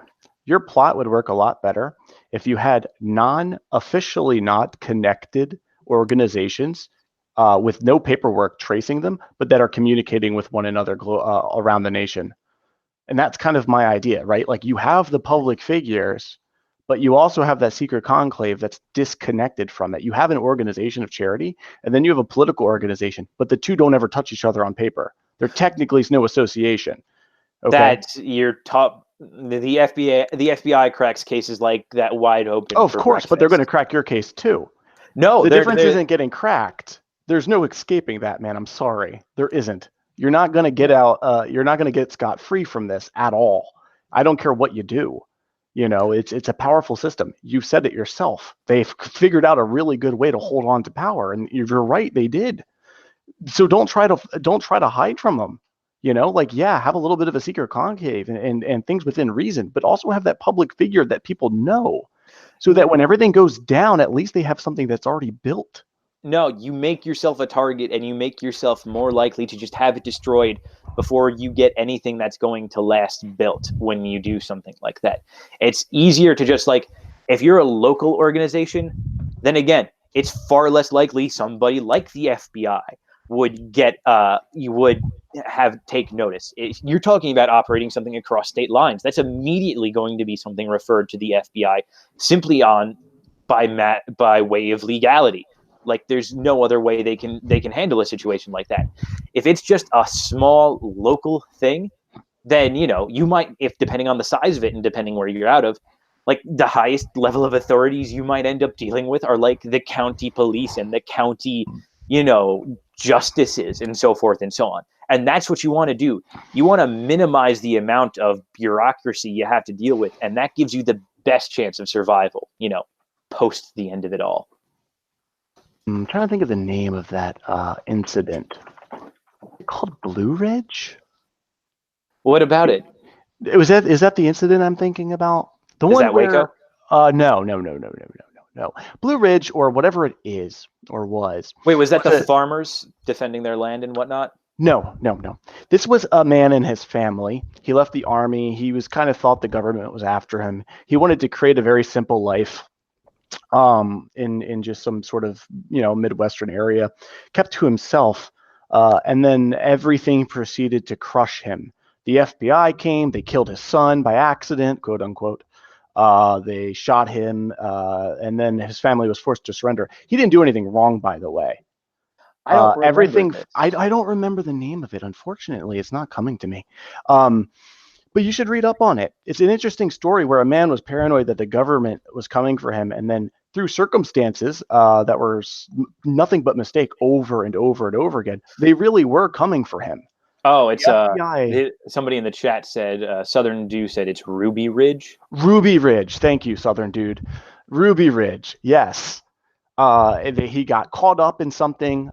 He missed a court date because they put the wrong court date on his warrant and his court order. Then the FBI was scoping it out. The dog barked, so they killed it. Then the son shot the FBI, and it went to hell. My point telling the story about that is there is simply no small movement that you can do that they don't know about. The local authorities have direct communication with higher authorities. You can't escape yeah, but they don't. No. Look, I'm not saying you can completely escape it, but what's more likely here? That your secret enclave gets found out because it's operating across state lines, and so it immediately becomes the task of the Federal Bureau of Investigation to look into it, or that my local thing happens to misfile some paperwork, and so through a long process, some other governmental agency happens to find out about it, and then stuff happens to go back. Like, no matter which way you cut it, the system I'm proposing is going to take a lot more screwing up on our part before any federal agents get involved. Whereas you just have a minor slip up, and because you're operating across state lines, you're gone. Again, there's more layers of insulation to what I'm proposing than to what you're proposing, which is why I think it's better. Okay, I think we're going looping again. Well, look, I think your point seems to be, though, that, you know, anything's possible. We could be found out, which I'm not denying. I'm just saying it's going to be harder for me in my system to be found out than your system to be found out. Would you really disagree with that?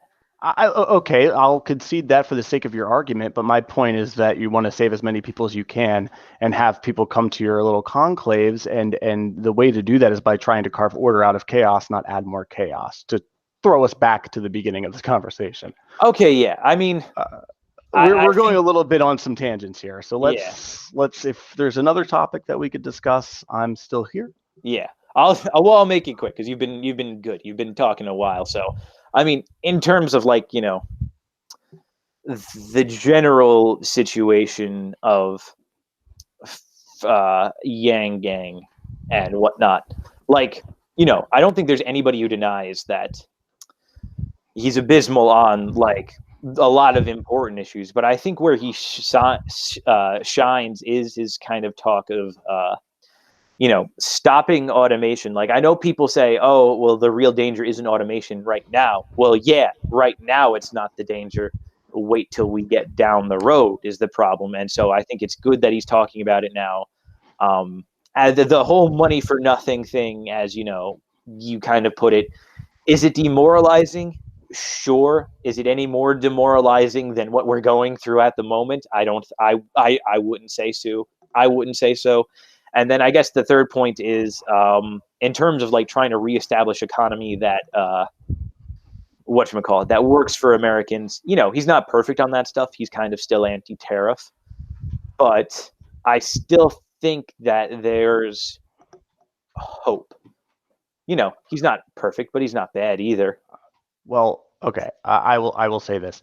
Automation is a very real problem, and it's what I was talking about, and it's in line with what I was talking about. The same problem that UBI has, which is that in order for the flourishing of the human condition, there must be labor, and you must own that labor, right? And you can give up that labor if you want voluntarily, but it's important that you allow for the most possible people to be, and this is distributism, right? This is the principle of subsidiarity. This is trying to get rid of big business that kicks out small businesses and allow more small businesses so people have that chance to own their own labor. And I fully agree with at the very least harsh limiting of automation, because you're right. But the problem is that UBI doesn't help the flourishing of the human condition. It makes people docile and complacent, and that's not a good thing. To some extent, yes. To some extent, no, because it depends. Like again, welfare in general has pretty much done that, and even charity itself can do that if not checked. I think what UBI does is like you've got Maslow's hierarchy of needs, more or less. And so the thing about UBI isn't so much that people have pointed out that you can't really live off of $12,000 a year. It's not a quote unquote living wage. And so it's, although, depending on where you are, maybe it is, maybe it isn't, but you don't have to give up labor to receive UBI. UBI allows you to earn that extra money and go do that. Or possibly, if perhaps you say can live off of UBI, it gives you the opportunity to pursue something meaningful. Now, I'm well apprised to some of the consequences of the UBI, especially the psychological ones in general. But I think those can be balanced against the psychological consequences of alienation that people can be said to suffer from in modern work environments, at least to some extent, not fully, but to some extent. And so I think there can be a psychological balancing act sort of played here. Well, I think he doesn't want to change the fact that people are economic slaves. And that's the issue. He doesn't want to change the economy to one that cultivates around human flourishing. He just wants to give people $1,000 a month and tell them to shut up about it. And then they're going to go around buying whatever they want. And then they're going to be too busy living off of this undeserved leisure that they're going to forget about their problems and become complacent and weak. Comfort breeds weakness. It's one of the most fundamental aspects of the human condition. Yeah, look, I mean, good times create weak men, so forth and so on. And and this is the problem. I don't agree with Maslow's hierarchy of needs. I think it's fundamentally wrong, but whatever. You could have policies in place that help people that aren't like this, that help cultivate one. Here's an idea, because I'm not just a negative Nancy. If you had, instead of $1,000 a month for no reason, the freedom dividend, as he calls it. You can have it where married couples, where one spouse works and the other doesn't, receives money so that other to help them live a more traditional lifestyle. That money is adjusted for COLA, depending on where they live, and is increased per dependent that they have per child up to a limit. What this would do is help the birth rates. It will help cultivate a traditionalist lifestyle. It will help fulfill man's purpose. And this is a far more beneficial program than something like just handing somebody $1,000 for no real reason. There's no reason you can't have both. But he doesn't do anything like that. All he does is throw money, and all it's going to do is make people buy really stupid stuff. Well, I think there's more to it than that, because again, I think there's his other policies, like again, the policy of quashing automation and allowing people to continue to hold traditional jobs as they do. I think there's the policy of, not simply automation, but, he's an entrepreneur. There is, I forget which it was, but there's, I forget the name of it, but he knows how to establish jobs. He knows how to create jobs. That's been on his resume for some time now before he decided to run for, Democratic nominee. No candidate is going to change the nature of work at all. I think Yang has what does he call it? Not sufficient. It's not sufficient. It's what's the other word I'm working for? I don't know. There's something that there's like the qualities there's like the qualities that make something. If something has X qualities, it is sufficient to say that it is this. But if it has these other qualities, it just has these qualities, and it is not sufficient to be this. I'm trying to think of it. Hold on. There's somebody else. Insufficient? Nah, I'm trying to think. It's like what I'm getting at is Yang has policies that, while they are not sufficient to be called distributism or Catholic corporatism or what have you, they do lay the groundwork for things like that through, even if it's not fully, respecting the dignity of the worker and so forth, so on. Whatchamacallit, then you can, at least you have that groundwork laid by him to some extent. I mean, obviously, there's going to be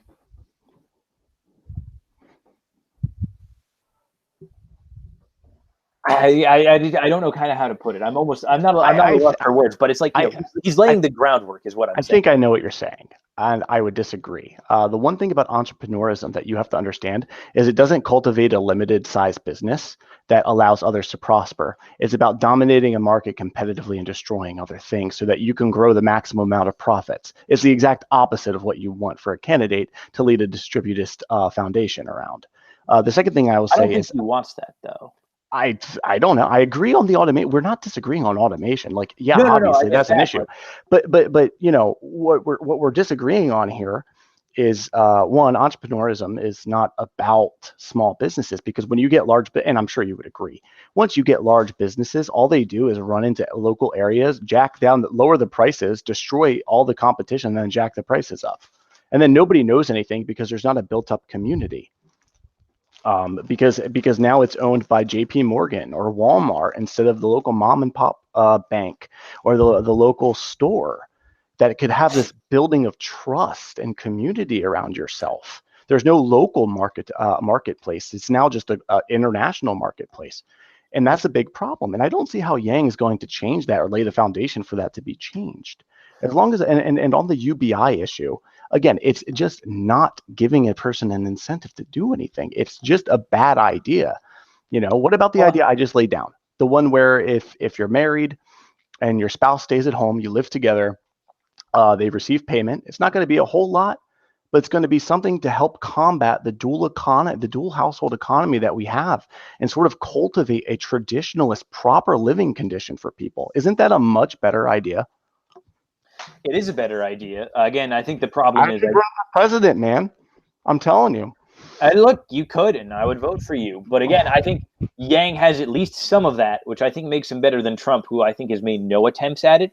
And two, I think, you're not going to get it. You're talking about fundamentally changing the economic landscape, which no candidate whatsoever is going to do. I think the little that Yang has that points in the better direction is worth it.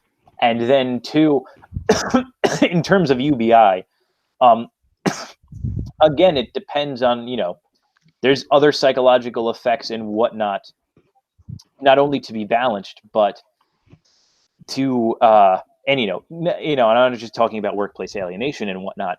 There's also the psychological effects of just, living in just horrible conditions. Like, living in, freaking like Section 8 housing isn't a cakewalk, even if you think it's, it can build spirit. And I wouldn't sit here and deny that poverty builds spirit. But at the same time, it's not meant for everybody. Not everybody is called to a life of poverty. And so UBI at least helps with that, even if it doesn't help them alleviate it themselves fully. And, it will also help families too, because it's every, working age adult US citizen. So, couples wouldn't be excluded from that. So it's still helping them. You could say maybe it's helping too broadly and it's not fixing specific issues. But again, it's still a start. I would disagree. I would say it's hurting. I would say there's nothing about this that helps other than material gain. But what's the point of material gain in a life that's lived for the spirit? It's nothing.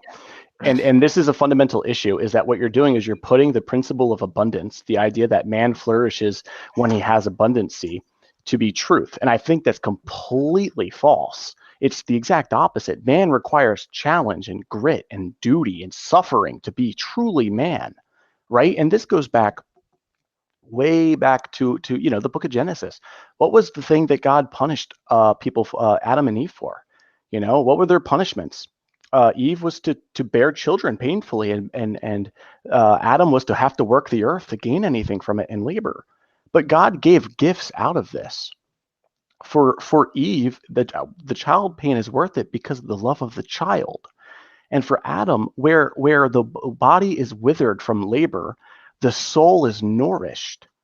And this is the fundamental difference, that man in his current state requires suffering. No, I mean, again, and he needs these things. This is, and the UBI doesn't help you. All it does is truly hurt you. Because you could say, well, yeah, I have a bit better of a household. What good is that in this life? Life is not being lived for how good your household is. That's not the purpose of life, my friend. No. Of course not. Of course not. Again, we're not disagreeing on this, but what I would tell you is that at the end of the day, a lot of people, poverty and suffering doesn't inspire really spiritualism in people anymore the way that it used to. Like, I'd like to believe it does, but again, it's sort of been poisoned by this Enlightenment vision and this liberal vision of pulling yourself up by the bootstrap. You can be a millionaire. All it's really done is inspire jealousy in other people. Like, I forget who it was. It was Pope Pius, one of them, 9 through 12, I forget which, that said, capitalism creates the conditions for socialism by making people jealous of the material wealth that others are able to possess. And so while in previous times where really massive affluence and massive public affluence really wasn't a thing, poverty could be seen as sort of a noble existence, now it's just seen as a state of lesser existence compared to the people who have a lot. And so, like, sort of the psychological standpoint has sort of changed in that regard. Maybe not for all people, but at least for some. Like, I don't think, I don't believe in, like, man's nature as being malleable, but certainly his psychology is, and often that corrupts his nature enough. Why don't we restrict the economy from making it too wealthy? Well, I mean, that's, again, I don't know specifically if Yang's proposing that, but he's not. Well, I don't know if he is. I haven't. I went through his policies, like, I skimmed over them. What I'm saying is you're right that with this increase of material gain, we've become material beings focused on the material comforts, right? And that's the problem with capitalism, that production, that increase lowered the price of everything. It allowed more people to have it. And now people are getting comfortable. It goes back to the principle of abundance. It's not correct. We shouldn't have abundance. We should have suffering, and we should be a little bit poorer. The GDP doesn't positively correlate to a high quality of life. Mm-hmm. So why should I care about it? In fact, it has a negative correlation. Well, that's the thing. He doesn't care about the GDP. He cares about that people have enough to eat and feed their kids and things like that. If anything, you could make the case that he's trying to, use the federal government to whatchamacallit, use it to do corporal works of mercy, essentially. When Yang comes out and says he's breaking up and limiting the GDP and how large businesses are, and restricting and destroying large corporations, I will be all. I won't probably still vote for him because of his positions on abortion, but I will concede massively all of what I've said. Until that point, however, I'm going to take it that the entrepreneur who runs his own business and is probably a millionaire doesn't really want to destroy the foundation of the economy to where he can no longer be a millionaire because he's that virtuous. Look, again, nobody's going to do that, though. So I think agree. I think somebody can. I think there's a moment. What? Sorry. No, there's a moment. Going back to what we're saying, there's a moment for great change, but you got to push for it. We are pushing for great change. The opposite. We're pushing for the change we're pushing for the change. That change being the collapse of liberalism. Well, we're going to stop before we go back. All right, yeah. I don't know. I think we've covered the bases. You've been very nice in spending as much time as you have. So, I mean, I'll let you get the last word and kind of make your case. And then maybe, I don't know, before you do that, maybe we take some thoughts from the audience. Sure. Other than like the people, I don't know, have people come from, I don't know where these people came from. There's this John Crab 67 fella who says, "Oh, you're a religious nut. Now I get it. Bad news, dude. There is no God." I say, okay. I say, okay, retard. And he said, anytime. Okay, atheist. And anytime, anytime someone calls another a name, they lose. Like, it's peak 2013 YouTube atheism right here. I don't know, man. You called me a boomer when we were first talking on Twitter. That's not 2013 , my guy. Yeah, I'm just saying, you're calling me names, brother. Oh, yeah. Oh, you're going to pick up his argument, huh? But no, well, who else are we seeing? We're seeing this Ziv Fuchs, Sky Fairy Dictator. I joined at the last second. Sees the guy who called them, I don't know. I don't know. Any questions from the audience, the 7 of you watching currently? The numbers have been fluctuating, but I know we've kind of been streaming during prime stream time. Like, I know Fuentes was streaming, then Non Sequitur started streaming, then the Ralph Retort started streaming. So the numbers have been fluctuating rapidly throughout the whole thing. But I don't know who in the audience has questions before I let Omnipius get the last word.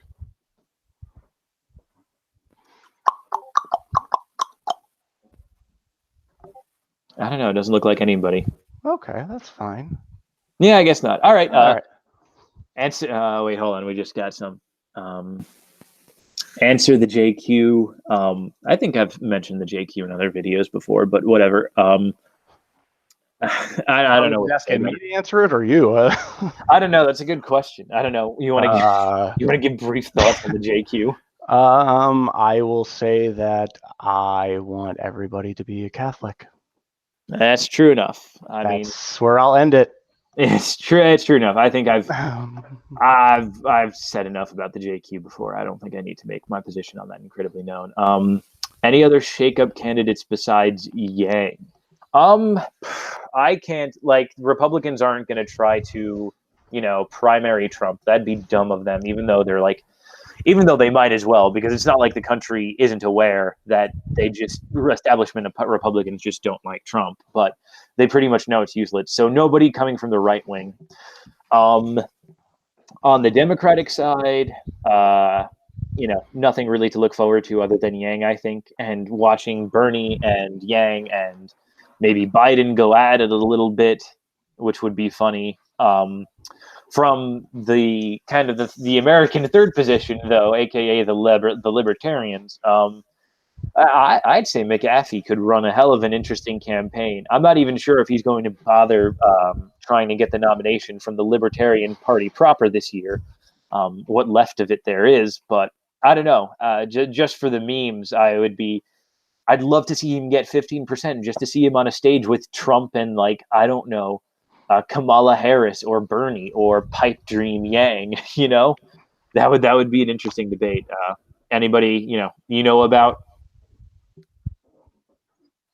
What's that?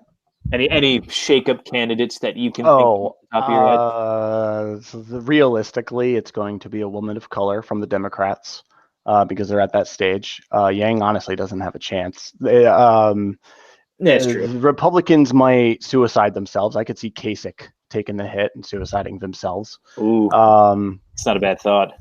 Libertarians are absolutely not worth my time of thinking about because there's no chance in hell. So Right? that's just the truth. Sorry. No. It's true. Again, I just want to see McAfee for the memes, even more than I'd like to see Yang for the memes. Yeah, it's not happening. But whatchamacallit, if UBI becomes law and in the law, if UBI becomes law, the population in big cities would drop. Do you agree? Potentially, I could say. I mean, for a lot of reasons. I mean, you could make the case that if welfare isn't dependent on how many kids you have, then you could make the case that maybe black moms have less kids because they don't need them for the money anymore. You could also make the case that an extra 12 grand a year makes it cheaper to live, in suburbs or even just not in the city and things like that. And so people might leave because they can afford something better out in the country. I mean, you really don't even need to UBI to make the decision to go live out in the country. Like it's cheaper living in the country now. I actually don't know why you'd need UBI for that, but perhaps it would make it easier. But I don't know if there'd be a direct correlation between UBI becoming law and a direct decrease in city population. Most likely not, because the thing about living outside of cities, and especially like the Midwest and the country, is that there's not a lot of opportunity for you to purchase things and to even use that 12,000. Honestly, I mean, there's online, but like a lot of places in America still have really crappy online, and you can't do shopping very easily. So no, I wouldn't see it taking away from things of cities. And if they did, everything's just going to rise up. If everyone mass moved out to the country, all the prices would rise, and now they would have cities out there. Yeah, it's true enough. I mean, I don't see any new cities being established in rural North Dakota or anything like that. But whatever. I see a lot of write-ins. I see write-in McVeigh, screw the system. I'm writing in Mosley. I have to read some Mosley. I haven't read 100 questions on fascism asked and answered, but I'd like it. What's your opinion on fascism? Any spicy takes? Is it the church against it? I don't think so. I mean, I think the church has condemned it. I don't think so though, because we liked Franco a lot, and I think we liked Perón too. I don't know about that, but I will say fascism was an illiberal idea, and it was interesting. That's for sure, because the monarchies, and same with Nazism, the monarchies ended. And then what do? Do you accept capital liberalism and the rise of communism, or do you try to make it out on your own and do you try to create an illiberal form of government, which is what they said? Not everything they did was proper, but it's an interesting enough idea, both of them. Yeah, like I forget who said it, but I think it was Roden, who's not in the chat, unfortunately, but I think it was Roden who said that fascism is sort of modernity wearing striving for reactionary ends. But that's not a bad summary. And honestly, I think if you take Spengler at his word, this sort of Caesarism is I don't know, Caesarism is kind of like the end goal of end result of the Faustian spirit, more or less. And so there's something to be said for it in a historical deterministic sense, but how much you buy into that, it's definitely imperialistic. I mean, obviously the neoclassical architecture clearly is reminiscent of Rome. Yeah, no, I mean, they're talking about being a bulwark of the people. And and the thing is too, it's such a shame going back to like the generation looking for answers, like they gravitate towards that, like duty above pleasure. Like that's extremist in the liberal view, and so many youth gathers to it because there's something inherently true about it. Yeah. And that's where I said, gosh, we could do something if we just tried. Because the answer, gosh, we have all the answers. We're not fascists. I'm a Catholic monarchist, man. Like, Like we could really bring some of these people over if we just had the proper organization to try, because they're so disenfranchised and they're going to Jordan Peterson and Richard Spencer. Well, I mean, I think the pipeline is more, you go from Jordan Peterson to, Evola and Spangler rather than going from Evola and Spangler to Peterson. But that'd be some real clown world type shit. But I mean, other than that, again, it's an interesting, and if it's the end of the Faustian civilization, then it's the end of if it's the teleological end of the Faustian civilization, then so be it. I wouldn't mind that, but it's a question that's yet to be answered in my mind. Another question: could you, from some rando, that's nice. Could UBI spur entrepreneurship in rural areas because there would be more consumers? And again, I say potentially. Like, I don't agree with concerns of inflation, because if you look at the things that have inflated, none of it's like quality of life stuff. Essentially, it's all things like, well, some of it's quality of life stuff. At least the medical stuff is, but living expenses have pretty much been on par with general inflation. So it's not like they've gone up incredibly. College has gotten more expensive too, but like the things that have gotten more expensive and have really inflated in cost have gotten inflated in cost because of direct government subsidization, and not so much because the government is directly pumping money into the economy. And so I don't believe in this fear of inflation. And so, obviously, Milton Friedman helicopter money, you spread $1,000 across the country. Sure, it will spur on entrepreneurship for a while. For how long before price system catches up? I don't know. But I mean, there's potential there, undoubtedly. Well, I completely disagree with Milton Friedman. No, that's fair enough. But what I mean is, I'm not talking about the general like the national level of quality of life. But I think it's inevitable that if you increase the demand of population in a given area, the prices are going to have to rise to keep up. I think because you're using resources, like they're going to have to increase supplies, and they're in the limitation of the supplies until like infrastructure is built, and if you want to call it a civilization or a city, and it might not look the same, it might not exactly be. I'm not an economist. I'm not going to like be 100% accurate when I talk about like very specific economic things, but I do see the prices increasing necessarily if there's people and more money in the area. Yeah, but again, price increases aren't so bad. Like, I'd have to go back to my days of macro econ to talk about, aggregate supply and aggregate demand shift and shit like that. But I mean, at the end of the day, I don't think I don't think it's impossible that it spurs on entrepreneurship, especially because you said, again, there's very little to spend your money on out in the country necessarily. And what it's spent on, again, there's only so much of. So it will drive up prices a little bit, but at the same time, you're eventually going to have competition again. People are going to see there's markets now out there. Things might move out there. And rather than just having entrepreneurship, you'll also have other businesses out there. I'm not saying it'll become other cities, but you may see a return of Main Street, to at least to some extent. And if the big businesses don't get out there, maybe mom and pop see a reason to reopen the shop or something. I would agree with most of that. I have no problem with mom and pop opening the shop and there being a local market full of competition. That's fine. Yeah. The issue, of course, is that when there's a market, there's going to be a Walmart. Yeah. That's ultimately the concern.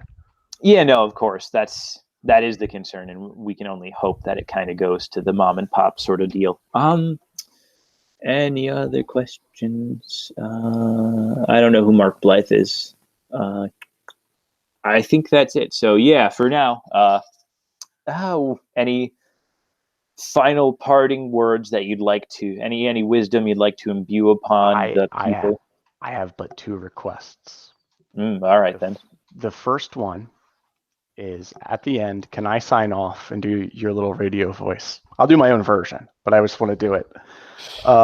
Secondly, and far more importantly, if I can ask anybody in here, because I know you're a Catholic, to pray for my grandmom, because she Oh, has to get sure. surgery. And my family's really stressed about it. And she hasn't been to confession in a while, though I think she's been baptized. So if you could pray, that would be very awesome. Yeah, sure, But that absolutely. would be, that would be my parting wisdom. Okay, certainly. And okay, so as I don't really have a signature sign off more than saying goodbye most of the time, but yeah, You're going to have one now. all right, You're all going to right, have one right now. all right. Give me my signature sign off, then go for it. And I don't even know if I'll say anything after you say anything. Maybe I won't. Maybe I will. I'll just hit the stop broadcast button. But you go, and I'll determine whether I need to say anything. This is Pragmatic Culture here, signing off and wishing everybody a good day. Terrific. I'm not going to let that stand because that sounded like creepy ASMR.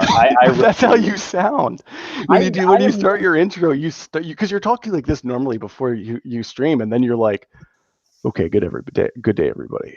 We're here speaking with Omnipotus. By the way, it's not Omnipius. That's a joke. It's Omnipotus. Anyway, I don't care. And Wait. we're gonna be discussing. Yeah, what's up? Oh, okay. Well, it's omnipotent. Everybody thought it was Omnipius, so I just put it as Omnipius. But yeah, it's supposed to be Omnipotus. It's actually Omnipius. It comes actually from a character I made in World of Warcraft. That was a Death Knight, an undead Death Knight, and it was a play on omnipotent, hence Omnipius. But it's spelled exactly the same as Omnipius. But it kind of works because Death Knights are like the antithesis of paladins, so it kind of worked. I never did WoW, but somebody in the Southern Dew said ASMR Joker. There it is. There it is. That's it. That's everything from me. Thank you for having me on, though. No problem. Do you want to know how I got these stars? Oh my god, that's okay. I'm disgusting myself. Good night, everybody.